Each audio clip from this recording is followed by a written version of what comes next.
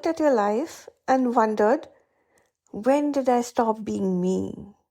When did my needs get quieter? When did my voice get smaller?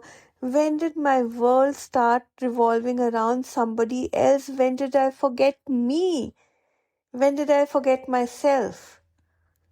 Losing yourself in a relationship does not mean that you've loved too much. It only means that you forgot to love yourself alongside the other person. Hi, and welcome back to another episode of the Flight to Fulfillment podcast. I'm your host, Ratika Seth, your life enhancement coach and the founder of the Freedom Divas Hub. And today's topic speaks to so many women, yet it is rarely spoken about openly. When you lose yourself in relationships and how you can come back to yourself.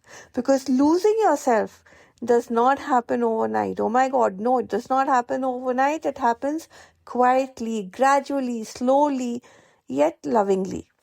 It happens when you prioritize harmony over honesty. It happens when you adjust instead of expressing. It happens when you silence your needs to avoid conflict. It happens when you define yourself through being needed.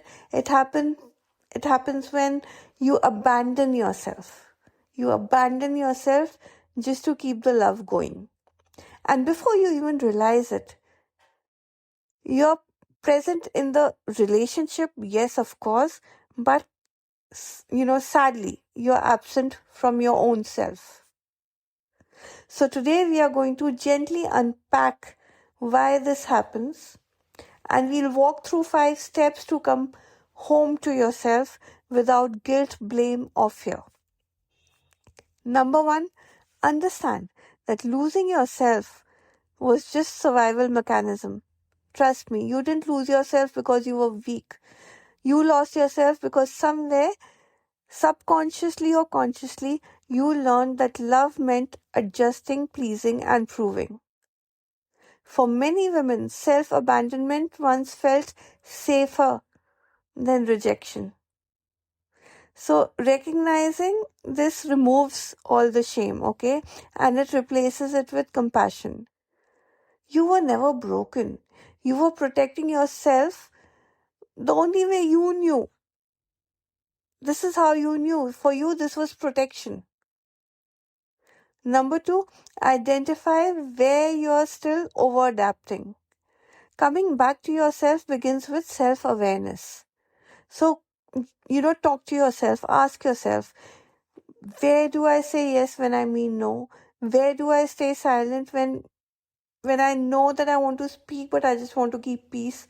Where do I minimize my own needs? Where do I overgive just to feel secure?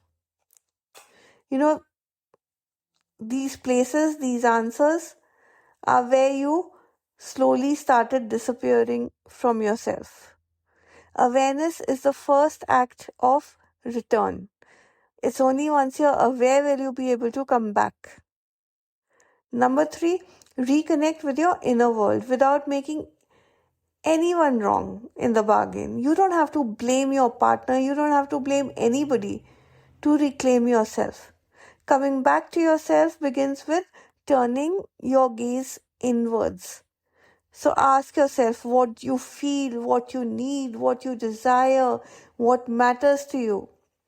Self-reconnection does not require any kind of confrontation at all. It only requires honesty with yourself. You need to be honest with yourself first. Number 4, practice self-expression in small, safe little ways. So you don't reclaim yourself through dramatic ultimatums. You reclaim yourself through micro truths, small truths. So always start small. Maybe just express yourself over what you prefer. Maybe voice a boundary. Take time out for yourself. Choose differently. Say, this matters to me. Every small act, every small micro act of yours also, tells you that, okay, you're there, you exist, and you matter to yourself. Number 5, build a relationship with yourself that does not disappear in love. So the deepest healing happens when you become someone who doesn't abandon herself, even when she loves deeply. And what does this mean? It means that you keep checking in with yourself regularly. You keep honoring your emotions. You keep protecting your energy. You keep maintaining your interests. You keep maintaining your friendships, your dreams, and you choose self-respect alongside connection. See, the goal is not independence, okay, from love. The goal is not independence from love. The goal here is wholeness within love. The goal here is fulfillment within love. So, my beautiful soul, losing yourself in a relationship does not mean that you've failed. It means you're ready for a more mature, self-honoring kind of love now, where you learn to love yourself, where you don't need to leave a relationship to find yourself, where you don't need to harden your heart for anything, where you don't need to become less loving towards anyone. You simply need to come back to yourself. And if you're ready to rebuild self-trust, if you're ready to rebuild all the emotional boundaries, if you're ready to rebuild all the soul-led relationships that you have, come and join us inside the Freedom Divas Hub, where women learn to love deeply without disappearing. Until next time, this is me, Ratika Seth, your life enhancement coach, signing off for now, but asking you to like, comment, and share this episode with whoever needs to hear this today. And don't forget to follow the Flight to Fulfillment podcast on either YouTube or Spotify or Substack or Apple, wherever you're more comfortable, so that you do not miss out on a single nugget of motivation and inspiration coming your way. I'll see you the next time. Bye-bye.